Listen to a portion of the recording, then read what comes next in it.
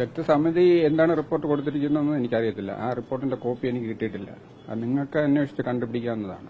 എനിക്ക് അതിന്റെ കോപ്പി അതിന്റെ ഈ വിശദീകരണ കത്തിനകത്ത് അവർ തന്നിട്ടില്ല. അവരെന്താണ് എഴുതിയിരിക്കുന്നതെന്ന് എനിക്കറിയില്ല. കാരണം അതിൽ വന്നിട്ടുള്ള എല്ലാ 4 പേരും എന്റെ സഹപ്രവർത്തകർ തന്നെയാണ്. എന്റെ കൂടെ പല പ്രാവശ്യം ഒരുമിച്ച് വർക്ക് ചെയ്തിരുന്ന ജയകുമാറും പത്മകുമാറും കോമതി മാഡവും രഞ്ജു സാറും ഒക്കെയാണ്. അപ്പോൾ അവരൊന്നും എന്നെപ്പറ്റി അങ്ങനെ മോശമായിട്ട് എഴുതുന്നില്ല.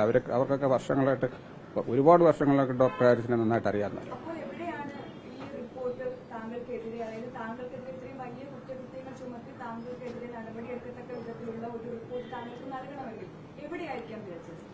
അതെനിക്കറിയില്ല. അത് സമയം വരും, അത് കണ്ടുപിടിക്കാം.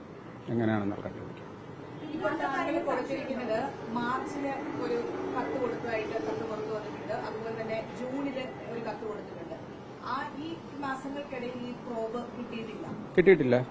കിട്ടിയിട്ടില്ല എന്ന് മാത്രമല്ല, ഇത് നമ്മൾ നിരന്തരം അറിയിക്കുകയാണ്. അവരെ അറിയിക്കുക. ഞാൻ പറഞ്ഞിരുന്നല്ലോ, ഇന്നലെ അതിന്റെ വിശദീകരണം പറഞ്ഞിരുന്നല്ലോ. നമ്മളത് തീരുന്ന ആ മുറയ്ക്ക് നമ്മളത് അവരെ അറിയിക്കുന്നുണ്ട്. നമ്മൾ അറിയിക്കുക എന്ന് പറഞ്ഞു കഴിഞ്ഞാൽ ഇത് നമുക്കെല്ലാം ഇപ്പൊ കത്തിലൂടെ അറിയിക്കേണ്ട കാര്യമില്ല. നമുക്ക് അവിടുത്തെ HDSന്റെ ഒരു സ്റ്റാഫ് ഞങ്ങൾക്ക് തന്നെ ഉണ്ട്. അവരവിടെ സാലറി വാങ്ങിക്കാൻ പോകുമ്പോഴും മറ്റേ ആവശ്യത്തിന് പോകുമ്പോഴും അവർ പോയി പറയാറുണ്ട്. ഷഹാന എന്നാണ് ആ കുട്ടിയുടെ പേര്, ഷഹാന. ആ കുട്ടിയോട് നിങ്ങൾക്ക് വേണമെങ്കിൽ ചോദിക്കാം. അത് ഞാൻ ഇന്നലെ വിളിച്ച് ചോദിച്ചിരുന്നു, നീ പറഞ്ഞിരുന്നോ? അപ്പോൾ അത് പറഞ്ഞു, പല പ്രാവശ്യം അത് പറഞ്ഞിട്ടുണ്ട്. പിന്നെ നമുക്കെന്ന് പറഞ്ഞു കഴിഞ്ഞാൽ ഇതിപ്പോൾ കത്ത് മുഖേന അറിയിക്കാനുള്ള ഒരു വലിയ പ്രശ്നം എന്ന് പറഞ്ഞു കഴിഞ്ഞാൽ നിങ്ങൾ പറഞ്ഞാൽ വിശ്വസിക്കത്തില്ല. അത് പറയാൻ എനിക്ക് നാണക്കേടുമുണ്ട്. ഈ കത്തടിക്കാനുള്ള പേപ്പർ വരെ ഞാൻ പൈസ കൊടുത്ത് വാങ്ങിക്കണം. കാരണം അവിടെ ഒരു പ്രിന്റ് എടുക്കാനുള്ള ഒരു പേപ്പർ പോലും നമുക്കവിടെ കിട്ടിയിട്ടില്ല. ഒന്നുകിൽ നമ്മളത് പൈസ കൊടുത്ത് ഞാൻ 500 പേപ്പർ വെച്ച് വാങ്ങിച്ച് എന്റെ റൂമിൽ വെച്ചിട്ടുണ്ട് പൈസ കൊടുത്ത്.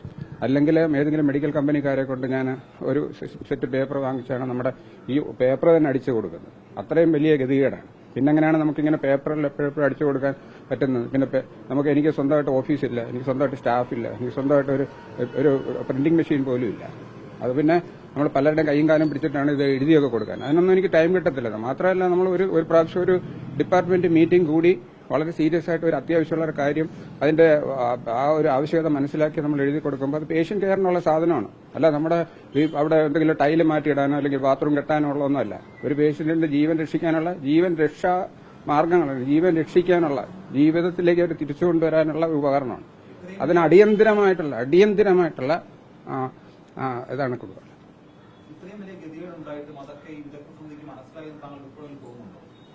വിദഗ്ധ സമിതിക്ക് അത് മനസ്സിലായോ എന്തോന്ന് അറിയില്ല. അതെന്തായാലും അത് എല്ലാവരും മനസ്സിലാക്കണം.